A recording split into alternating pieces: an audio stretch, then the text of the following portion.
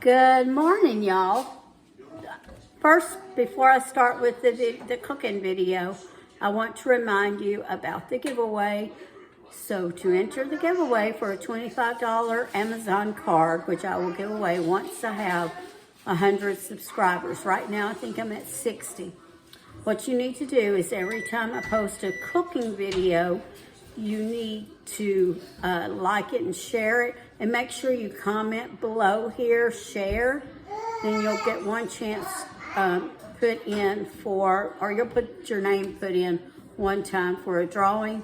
And if you have not subscribed, please subscribe, and I will put your name in 5 times. And when you subscribe, make sure whichever video you're watching when you're subscribed, or the giveaway video, you can go back and find it, and I will post the link in the description box below to the giveaway video. Just comment subscribe, and your name will be put in 5 times. All right, now we're going to get on to the cooking today. This morning I have 2 daughters that live close together, and I've been ping-ponging back and forth. I said I felt like a child that parents, have custody, they're divorced. I have to go spend a little bit of time with this one, a little bit of time with that one, because I've been ping-ponging back and forth. They don't care where I spend it. I mean, of course they want me with them, but they won't argue about it. But anyway, so, and you will hear kids in the background, and just block them out, because some of them are little bitty toddlers, and we know what toddlers do, they argue. So anyway, let me go back to what I was talking about. They are out of school today, so they're all coming here, and we're going to have breakfast together. And one of the things I'm going to make is chocolate gravy. I grew up eating chocolate gravy. My grandmother made it. I do not know if any of my great-grandmothers made it, but I do know my grandmother made it. She made the best because she put quite a bit of sugar in it, so I always thought hers was the best. Then my mother made it, and hers wasn't as sweet. Then I came along and I made it, and I put a lot of sugar in mine. And now my daughters make it for their families, and I'm not sure if they do it sweet or they don't put as much sugar in, because so many people are trying to watch sugar now. But anyway, so that's what I'm going to make this morning. So like I said, this is, at least as far as I know, a 4th generation breakfast in our family. So let's get started. May even be more generations, I don't know. It's a southern thing, because I've never seen it up north, and people I've met from up north, they never heard of it. My husband never heard of it till he met me, and then he was always wanting me to make it. So let me turn you down, and you can see what I'm doing, all right? All right, the first thing I'm going to do is I'm going to put some flour in, okay? And I don't really measure. We all kind of measure in our own way. But what I do is I just kind of take mine like a serving spoon or something. And of course, it depends how many people you're feeding, how much you want. And I'm going to just get me out a big scoop of flour and put in there. Now I look at it and I'm thinking I want just a little bit more. And I usually always end up making too much. And just a tad more. All right. Then next I'm going to get some sugar. And I'm just going to scoop me up, I don't know, let me see, I put about, say, 1.5 scoops in there, big scoops. So I want to put probably about 5 scoops of this, of the sugar, because it's not going to heap up like the flour. And I usually want about 2 to 3 times as much. So I'm going to get started with that.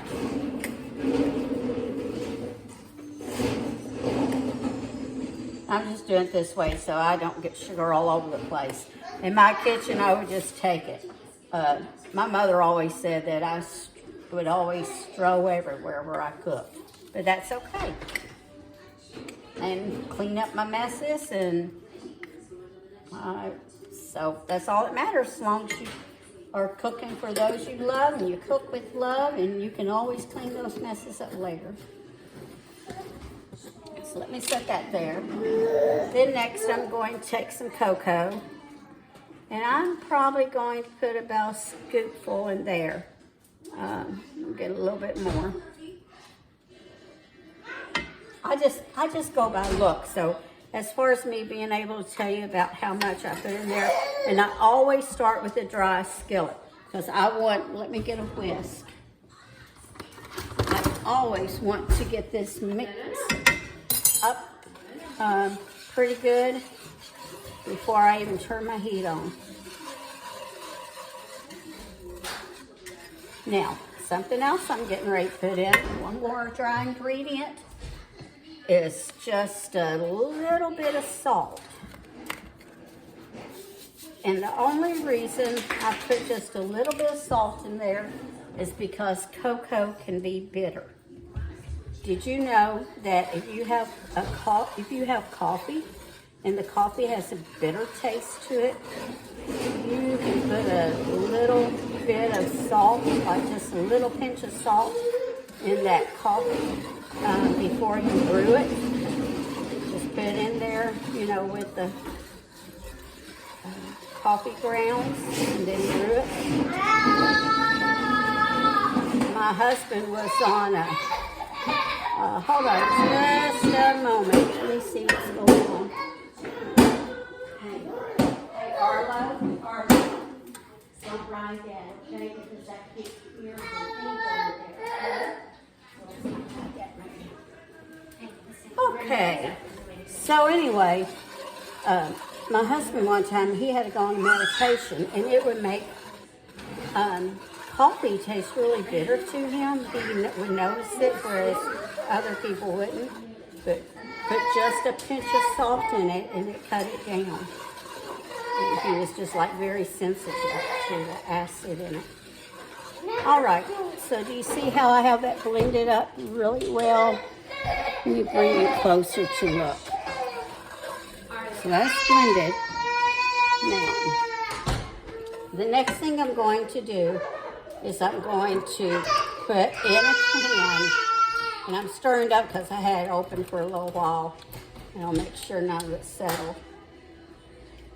I'm going to put in a can of evaporated milk. Make sure evaporated, not sweetened condensed.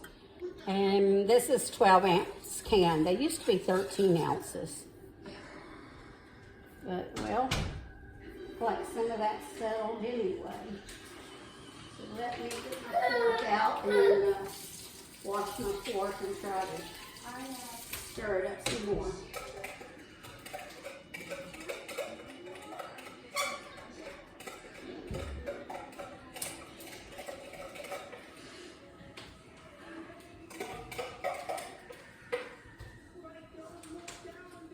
Okay.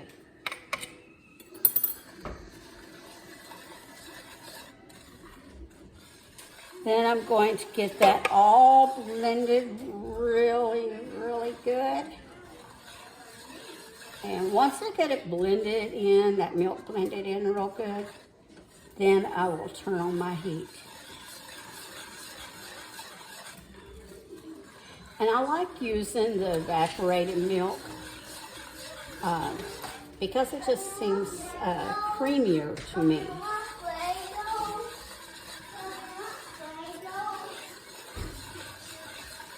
Now you don't have to always use milk. You can use water. If your budget doesn't allow for a lot of milk, you have to be, conserve your milk, then you could use water. I mean, there have been a few times when I have made it with water.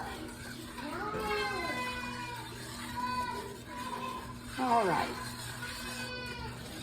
Now I'm going to turn on the heat. Yeah, I turned on the wrong burner. It's not my stove, so I'm not used to it. And I try to put it on about medium heat. Sort of about where I put it. All right, let me get a little bit of water.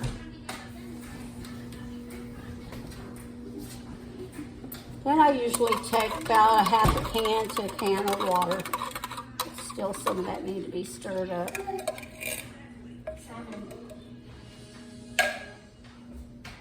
And then I'm going to stir that in, get that mixed up really well.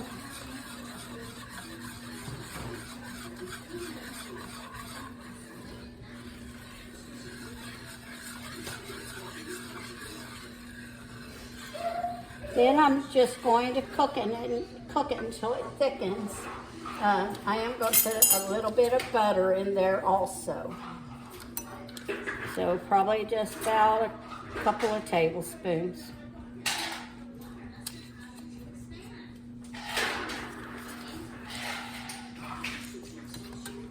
All right, I will be back in a little while when it starts to thicken. All right, y'all.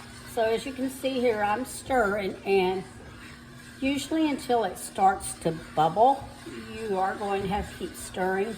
And then if it starts getting thick on you, then you just add a little more milk at a time. Like I know I'll be adding more milk to this. And you just add a little at a time and stir. And when it bubbles and it's not thickening up anymore, you know, you wait 5 minutes or so and it's not bubbling up anymore, then you know that it's done. Okay, so I'll bring you back in a moment.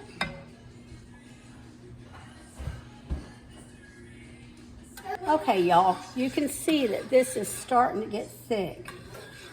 It's starting to get thick on me, so I'm going to just add some milk to it. And I'm going to add a little bit of milk. That's probably about half a cup or so, because I can just tell. And I'm going to just incorporate that in, stir it in, and I will be back in a moment. Hey y'all, I want to tell you something in a minute. My daughter, because when I got here and was getting ready to cook and I took her cocoa out, it was Aldi brand. Now, when I couldn't afford much anything else, I did buy Aldi brand, but I prefer Hershey's. No, I'm not advertising for them or anything, but I just prefer Hershey's cocoa. If I eat a chocolate bar, I want Hershey's. I've had, you know, I lived in Germany for a while and I had European chocolate, but I still preferred Hershey's. So my daughter, the neighborhood market's right by them, the Walmart neighborhood market, and her husband was already there, so she told him to pick up some Hershey's. And she told me that I am bougie. Now, I'm not exactly sure what that means, but she told me I was bougie because I like Hershey's cocoa. And she said, and you have Martha White flour too. Yes, I prefer White Lily or Martha White, but if my budget's low, I'll use cheap. All right, I'll be back in a moment. All right, can you see how this is bubbling? But see how thick it is? I don't know if you can tell, but that's pretty thick. So I'm just going to add some more milk and just thin it out a little more. All right, I'll be back in a moment. All right, I'm going to bring you down, show you the gravy. See how it is? You want it just a little bit thinner than you would normally want to eat it. You know, it's all your preference on how thick or thin, because once you turn that heat off, it is going to thicken up. This skillet was kept trying to stick on me for some reason, so it's a little bit lumpy, but you know, that's just life sometimes. We can't always make it perfect, can we? All right, be back in a little bit for a taste. Colby, what do you think of the chocolate gravy? All right. Jovi, do you like that gravy? Do you like the gravy? You wanting to share? It's good, huh?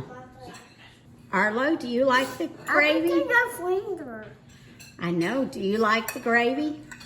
Mm-hmm. Is it good or bad? Good. Huh? Good. It's good.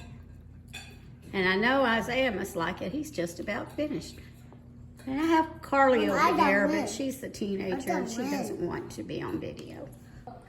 All right, thank y'all for watching today. I sure hope you enjoyed this video of the chocolate gravy. You know, chocolate gravy is so good to me. I love it. I loved it as a child and I still love it. And I think of that scripture, Psalm 34:8, "Oh, taste and see that the Lord is good. Blessed is the man that trusteth in him." You know, taste and see that the Lord is good. Well, how are we going to taste him? Well, we're going to have to spend time with him and reading our Bible and praying to him. You know, praying, it doesn't really matter the words you say. It doesn't have to be, the word I'm looking for, it doesn't have to be like sophisticated. Just say whatever's in your mind, whatever's in your heart. Just talk to him like you would talk to a friend. That's all you have to do. So just taste and see that the Lord, he is good. All right, so remember to always season your cooking with love. And don't forget about the giveaway. All right, bye-bye.